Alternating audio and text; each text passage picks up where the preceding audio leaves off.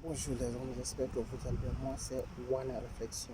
Je vais vous donner des conseils que la plupart des personnes qui n'arrivent pas à comprendre, à saisir le conseil là que je vais faire. Si vous êtes une personne qui est à la recherche de son document, de son permis de séjour en Italie, qu'est-ce qu'il faut faire pour te focaliser? Voici les 2 conseils que je vais vous donner. Premier conseil qu'il faut appliquer surtout.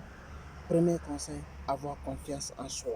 Si vous avez confiance en soi, vous pouvez faire tout ce que vous voulez et vous pouvez atteindre votre objectif. Avoir confiance en soi, c'est ce qui fait, tu peux aboutir à un résultat.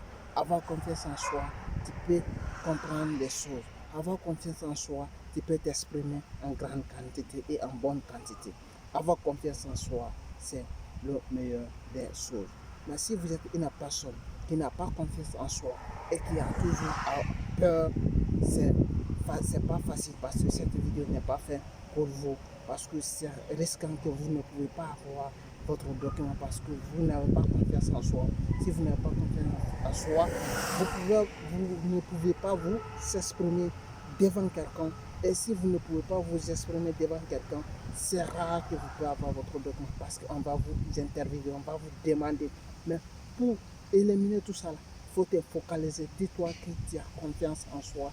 C'est en partant comme ça que tu dois te préparer conséquemment pour avoir ton permis de séjour en Italie. Le deuxième conseil que je vais vous donner, n'écoutez pas les personnes négatives. Quand vous allez écouter les personnes qui sont négatives, et qui n'ont pas encore fait ou bien qui n'ont pas encore vu, ou qui sont en train de demander ou bien qui sont en train d'écouter les personnes qui ont mal fait ou qui ont mal compris, vous ne pouvez pas vous en sortir parce que je suis la preuve vivante. Comment j'ai fait, comment j'ai aidé des personnes, comment j'ai vu aussi. Et je vous dis, je vous le garantis, ça fonctionne. Et n'écoutez pas des personnes qui ne savent rien dans les choses et écoutez des personnes qui ont vécu, qui ont des expériences. Comme ça, vous pouvez vous en sortir. Ça peut vous donner des expériences et vous allez vous en sortir dans les choses.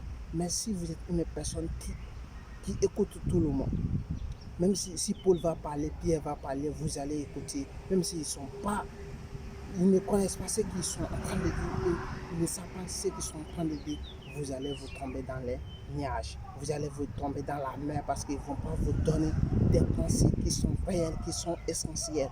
Maintenant, si vous êtes une personne qui est et que vous êtes vraiment fort, que vous êtes concentré, ce que je vous dis. Et qu'est-ce que tu dois faire? Abonnez-toi à la chaîne et écoutez ce que je vais vous dire parce que ce sont des conseils qui sont meilleurs. Ça peut vous apporter quelque chose parce que je sais, moi-même je l'ai fait, j'ai vu des personnes qui ont fait avant moi et je l'ai consulté, je l'ai opéré. C'est dans cette manière que je suis en train de vous dire, c'est ça, ça fonctionne. C'est One Réflexion. Si vous avez aimé, c'est tout. Qu'est-ce que vous allez faire? Regardez dans la description. Il y a des livres là-bas qui vous concernent. Comment vous allez prendre une maison en Italie. Les 10 choses qu'il faut connaître. Premièrement, c'est très, très important. Si vous êtes une personne, même si vous avez pris une maison 2 fois, 3 fois, ça va vous permettre de connaître cette chose. C'est One Réflexion. J'espère que ça